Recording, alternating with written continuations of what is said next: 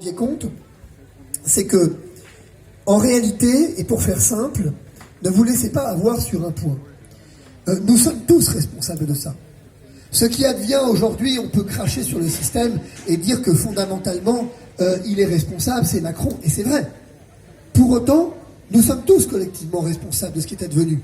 Pour la raison suivante, c'est que nous sommes passés d'une société de la menace, de protection contre la menace, à une société de la protection contre le risque. Nous n'acceptons plus le risque. Nous avons une société qui veut effectivement se protéger de tout. Nous voulons une société qui concrètement n'accepte plus l'idée du risque. Le train en retard, c'est plus un aléa. C'est devenu un contrat que l'on viole. La responsabilité du médecin, l'augmentation de la responsabilité du médecin, et c'est bien à certains égards. Mais je n'accepte plus l'idée qu'il puisse y avoir un aléa. Je cherche un responsable. Et si je cherche un responsable, c'est parce que c'est injuste et que donc il faut une raison. Et donc il me faut de la sécurité, il me faut de la garantie. Et c'est comme ça que, par exemple, pour l'anecdote, vous arrivez à un système qui est la médecine défensive. Aux États-Unis est né, en Italie est né un principe sur lequel vous ne faites plus les actes médicaux parce qu'ils sont utiles, vous les faites pour vous protéger d'un risque de poursuite. Et donc vous induisez quelque chose qui est une protection contre le risque, pas contre la menace, mais contre le risque. Et vous voyez, je termine en vous disant la chose suivante, que cette crise, elle peut être l'occasion aussi, et c'est ce qu'on va faire dans les prochaines semaines, notamment avec Florian, à réfléchir à notre manière de concevoir le lien social.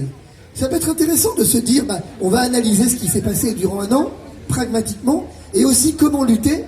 On va lutter par une formation de l'intelligence, par une formation, par une culture, par la connaissance.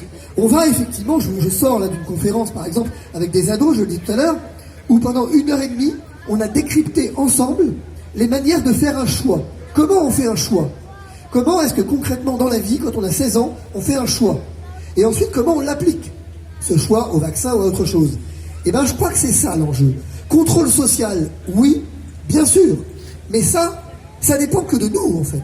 Est-ce qu'on a envie de se laisser contrôler socialement, ou est-ce qu'on a envie à un moment donné de se dire que on va arrêter de se laisser dominer par les émotions, prendre le recul dont on nous prive, parce que c'est ça le vrai drame de cette crise, c'est le recul dont on nous prive, pour finalement réussir à venir prendre de la hauteur. Une fois qu'on a pris de la hauteur, venir se demander qu'est-ce qui est juste dans les décisions qui me sont proposées ou imposées, et qu'est-ce qui ne l'est pas. Le pass sanitaire est un bon exemple. Au fond, on pourrait imaginer un pass sanitaire, mais à condition, par exemple, que tout le monde soit soumis à la même enseigne. Que les vaccinés et les non-vaccinés, finalement, se fassent dépister.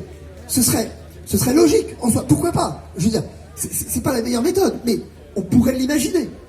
Là, ce qui pose un problème dans ce pass, c'est que finalement, c'est là où ça devient du contrôle social.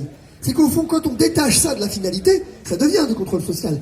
Mais vous avez une responsabilité collective, si vous voulez, qui est la suivante, et je termine tout à fait, qui est vraiment celle de reprendre le contrôle de vos vies, de reprendre le contrôle de vos existences, dont on vous a privé depuis un an. C'est-à-dire que de reprendre le contrôle, d'abord, en arrêtant de croire qu'il y a un sauveur, moi ou quelqu'un d'autre. Je vous le dis régulièrement. Moi, ce que j'ai à vous promettre, c'est du sang et des larmes. Parce que les jours qui adviennent vont être des jours difficiles. Parce que précisément, on n'imaginait pas qu'on pourrait aller aussi vite et aussi loin dans le contrôle des libertés. Et donc, mais ça a été vrai avec le terrorisme. À chaque fois qu'il y a une crise, on est toujours favorable à plus de sécurité. Mais est-ce qu'on n'a pas induit ça collectivement?